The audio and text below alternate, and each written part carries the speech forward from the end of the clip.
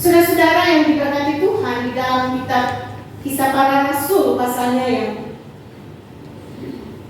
keempat, pada ayatnya yang kelima hingga pada ayatnya yang ke-12. Dan yang menjadi inti perenungan kita dalam ayat yang ke-12 yang menjadi juga nats pembimbing kita.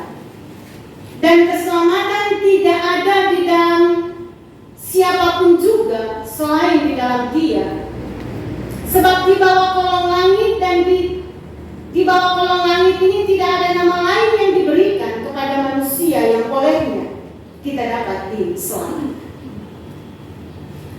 Saudara-saudara, Yesus memberi tugas dan mandat kepada para muridnya dan semua yang percaya kepadanya untuk membawa kabar keselamatan dalam nama Allah Bapa, Anak dan Roh Kudus. Murid-murid yang tadinya terpuruk karena kematian Yesus, tapi mereka kembali dipulihkan. Dalam keterpurukan mereka dipulihkan oleh Yesus melalui penampakan diri Yesus kepada murid-murid, dan murid-murid dikuatkan. Murid-murid dipersiapkan untuk menerima kuasa daripada Allah yaitu Roh Kudus untuk pergi memberitakan Injil. Nah, Yesus memberi tugas kepada mereka yang percaya untuk membawa kabar keselamatan dan memerintahkan mereka untuk menyampaikan berita keselamatan itu kepada semua orang. Namun Ia juga berjanji akan menyertai mereka sampai akhir zaman. Nah, saudara, para pemimpin sampai agama Yahudi mengira bahwa perjalanan Yesus telah berakhir ketika mereka membunuh dengan sadisnya Yesus juru selamat ini. Namun mereka keliru. Yesus memakai para muridnya dan semua orang yang percaya menjadi alatnya, membawa dan memberitakan keselamatan di dalam namanya. Bahkan tidak hanya memberitakan, Petrus sendiri telah dimampukan Tuhan untuk mengadakan mukjizat dengan menyembuhkan orang yang lumpuh. Saudara bisa lihat itu di dalam kitab Kisah Para Rasul pasal 3 pada ayat yang pertama hingga pada ayat yang ke-10. Dan bersama Yohanes, Petrus juga berkhotbah di depan serambi pada pasal 3 ayat 1 sampai ayat yang ke-26. Yang membuat semua orang semakin banyak yang percaya kepada Yesus. Saudara, karena keberaniannya, Petrus dan Yohanes ditangkap oleh para pengawal yang disuruh imam-imam. Mereka pun dipenjarakan sebelum diadili di hadapan mahkamah agama. Namun dipenjarakan pun mereka tetap memberitakan firman Tuhan, sehingga banyak orang juga yang percaya. Saudara-saudara, mengapa mereka diadili? Mereka diadili karena mengikut Yesus Kristus. Saudara, kita lihat pada ayatnya yang ke-5 sampai ayatnya yang ke-7. Pada keesokan harinya, pemimpin-pemimpin Yahudi serta tua-tua dan ahli-ahli Taurat mengadakan sidang di Yerusalem dengan imam besar Hanas dan Kayafas, Yohanes dan Alexander, dan semua orang lain yang termasuk keturunan imam besar. Lalu Petrus dan Yohanes dihadapkan kepada sidang itu dan mulai diperiksa dengan pertanyaan ini. Dengan kuasa manakah atau di dalam nama siapakah kamu bertindak demikian itu? Nah, saudara, untuk itu golongan ini, saudara, ahli Taurat adalah golongan yang tidak percaya akan kebangkitan orang mati. Golongan ini sangat membenci Yesus sehingga beberapa di antara mereka memiliki andil besar dalam penangkapan dan penyaliban Yesus. Saudara bisa bandingkan itu dalam Injil Lukas pasalnya yang ke-22 pada ayatnya yang ke-66.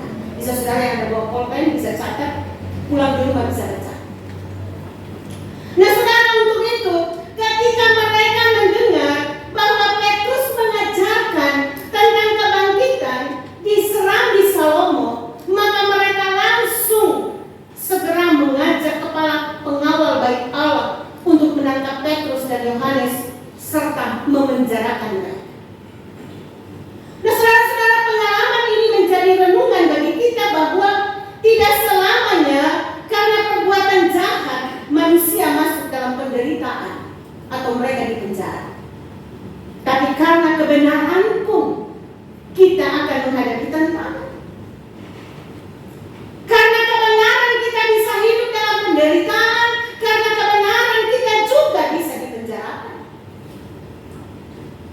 Tetapi Petrus dan Yohanes tidak gentar, dan keberanian mereka tidak surut untuk mempertahankan imannya di hadapan Tuhan. Nah, saudara-saudara, esok harinya para pemimpin tua-tua dan ahli-ahli Taurat mengadakan sidang di Yerusalem. Sidang yang sama seperti ketika mereka hendak menghakimi Yesus. Imam besar Hanas dan menantunya Kayafas mereka memimpin sidang. Kedua orang ini juga berperan penting dalam peristiwa pengadilan Yesus. Saudara, mereka juga tidak senang bahwa Yesus yang telah mereka korbankan itu memiliki pengikut yang ternyata sama giginya dengan Yesus. Sidang mempertanyakan kuasa yang dipakai oleh Petrus dan Yohanes dalam melakukan mujizat dan kebenaran, keberanian mereka menyampaikan kebenaran dalam mengabarkan berita tentang Yesus Kristus. Saudara, pertanyaan ini dilontarkan karena mereka merasa terancam karena bisa-bisa tidak ada lagi yang mendengarkan khotbah mereka. Karena orang-orang memilih untuk mendengarkan khotbah tentang Yesus, dan para imam dan ahli Taurat yang menyatakan firman Allah malah tidak lagi memberitakan kemuliaan Allah, namun mereka malah mencuri kemuliaan Allah itu demi kepentingan mereka sendiri. Petrus dan rasul lain selalu berusaha dekat dengan semua orang untuk semua lapisan, sementara para imam tidak melayani semua orang dan mereka menajiskan orang lain. Nah, saudara-saudara yang diberkati Tuhan, Tuhan memberi hikmat, Tuhan memberi kemampuan, Tuhan memberi keberanian bagi hamba-hamba. Kita lihat pada ayat yang ke-8 hingga ayatnya yang ke-12, bagaimana Petrus menjawab pertanyaan-pertanyaan para imam dan ahli Taurat. Maka jawab Petrus penuh dengan Roh Kudus, "Hai pemimpin-pemimpin umat dan tua-tua, jika kami sekarang harus diperiksa karena suatu kebajikan kepada orang sakit dan harus menerangkan dengan kuasa manakah orang itu disembuhkan, maka ketahuilah oleh kamu sekarang dan oleh seluruh umat Israel bahwa dalam nama Yesus yang kamu salibkan tetapi yang telah dibangkitkan Allah dari antara orang mati, bahwa oleh karena Yesus itulah orang ini berdiri dengan sehat dan sekarang di depan kamu." Saudara-saudara, Petrus dan Yohanes menerima pertanyaan itu. Mereka dikelilingi orang yang membencinya dan yang menginginkan kematian mereka, kecuali mereka mau menyangkal imannya. Harapan mereka tidak tercapai karena dengan tegas Petrus menantang mereka. Roh Kudus memenuhi Petrus dan memberinya hikmat, memberinya kemampuan, memberinya keberanian untuk menyatakan kebenaran. Dia tahu bahwa tidak akan ada yang membela mereka, namun dia sadar bahwa pembelanya adalah Yesus Kristus. Maka dengan lantang dia berkata, "Hai pemimpin-pemimpin umat dan tua-tua, jika kami sekarang harus diperiksa karena suatu kebajikan kepada seorang sakit dan menerangkan dengan kuasa manakah orang itu disembuhkan, maka ketahuilah oleh kamu sekalian dan oleh seluruh umat Israel bahwa dalam nama Yesus Kristus orang Nazaret yang telah kamu salibkan tetapi yang telah dibangkitkan Allah dari antara orang mati, bahwa oleh karena Yesus itulah orang ini berdiri dengan sehat dan sekarang di depan kamu. Yesus adalah batu yang dibuang oleh tukang-tukang bangunan, yaitu kamu sendiri, namun dia telah menjadi batu penjuru." Saudara-saudara, para peserta sidang mungkin berpikir bahwa kedua murid itu akan takut dan gemetar ketika mereka diadili dan diberi pertanyaan ini. Namun sebaliknya, Petrus malah menyerang balik sekaligus bersaksi di tengah-tengah sidang bahwa apa yang mereka lakukan adalah atas kuasa dan nama Tuhan Yesus Kristus. Dia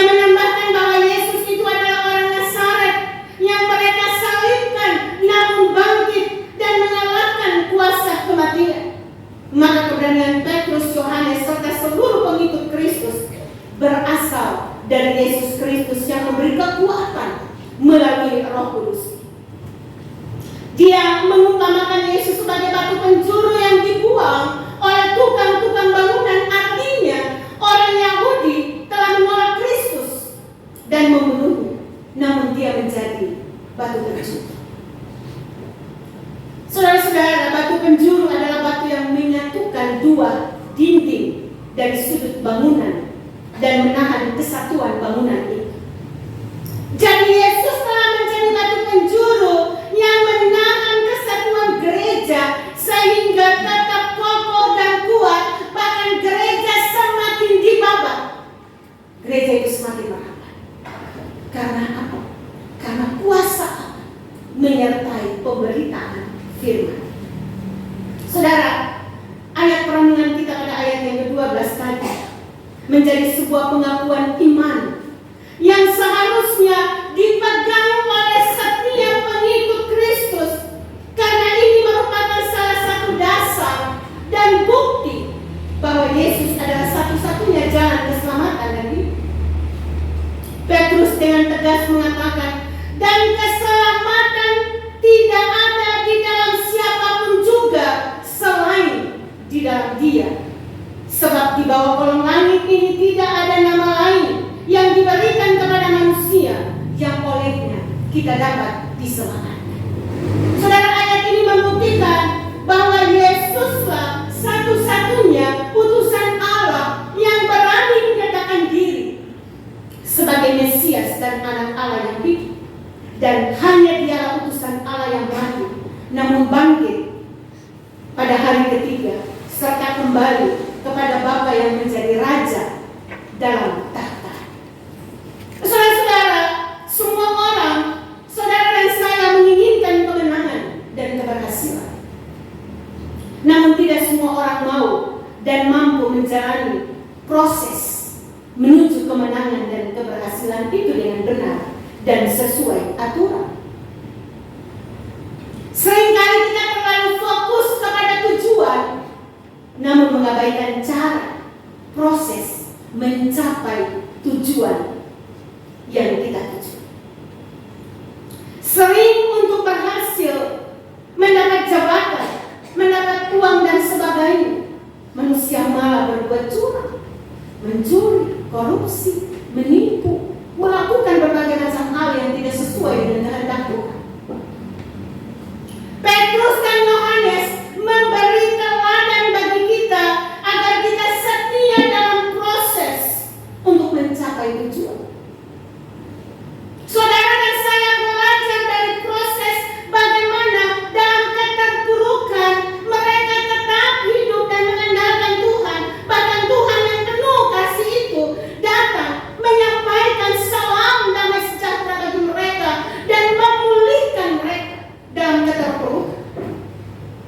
Dan mereka diberikan tanggung jawab untuk menjadi saksi di dalam dunia. Bahkan ketika mereka berjalan benar pun saudara, banyak tantangan yang mereka alami, namun kesetiaan mereka memenangkan mereka. Artinya, ketika saudara dan saya berjalan dalam dunia ini, melakukan kebenaran, tetapi ada banyak kendala, ada banyak tantangan, setia saja, berharap saja kepada Tuhan, bangun keintiman dengan Tuhan. Tuhan yang akan memberikan kemampuan bagi saudara dan saya. Kunci sukses yang paling utama adalah ketika saudara dan saya kita mau diatur Tuhan. Bukan kita yang atur Tuhan, tapi saudara dan saya, kita mau diatur Tuhan, kita mau dikembangkan oleh Tuhan, maka Tuhan akan memenangkan saudara dan saya seperti Tuhan memenangkan Petrus dan Yohanes. Di tengah-tengah persidangan, sekalipun sebagai manusia, Petrus dan Yohanes tentu ada ketakutan, tetapi Roh itu menyala-nyala memberikan mereka kemampuan untuk berkatakan, Dia adalah Juru Selamat. Dia yang telah menyembuhkan orang yang sakit. Ibu Bapak, tidak hanya Petrus dan Yohanes, Daud pun dalam Mazmurnya mengungkapkan bagaimana indahnya ketika hidupnya digembalakan Tuhan. Saudara bisa pulang baca Mazmur 23.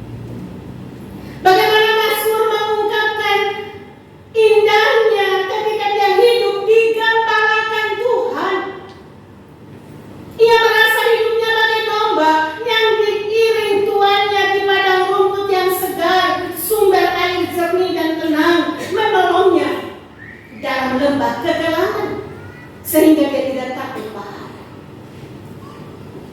Demikian juga saudara dan saya, ketika saudara dan saya Tuhan izinkan melewati lembah kekelaman, ketika Tuhan izinkan saudara dan saya mengalami berbagai macam kepahitan, berbagai macam kesulitan, karena kita hidup takut akan Tuhan, karena kita melakukan apa yang Tuhan kehendaki. Yakinilah ada Tuhan dalam lembah kekelaman saudara dan saya. Tuhan tidak akan pernah meninggalkan saudara dan saya. Untuk itu mari kita imani bahwa seberat apapun persoalan kita, kalau Tuhan di pihak kita, siapapun dan apapun tidak dapat mengalahkan iman dan prinsip hidup kita. Kiranya Tuhan berkenan menguatkan saudara dan saya dalam setiap proses hidup yang Tuhan izinkan saudara dan saya kita alami, dan kita mampu mempertahankan kesetiaan kita kepadanya dalam situasi bagaimana. Ingat saudara, hanya nama Yesus, Dia adalah batu penjuru dunia. Batu penjuru saudara dan saya. Jangan tinggalkan Dia karena dunia ini. Ada banyak orang yang sudah murtad dan tinggalkan Tuhan Yesus, tapi bagi saudara dan saya masih tetap setia dalam berbagai macam kesulitan dan tantangan. Pegang teguh itu, Dia akan berperkara dalam hidup saudara dan saya.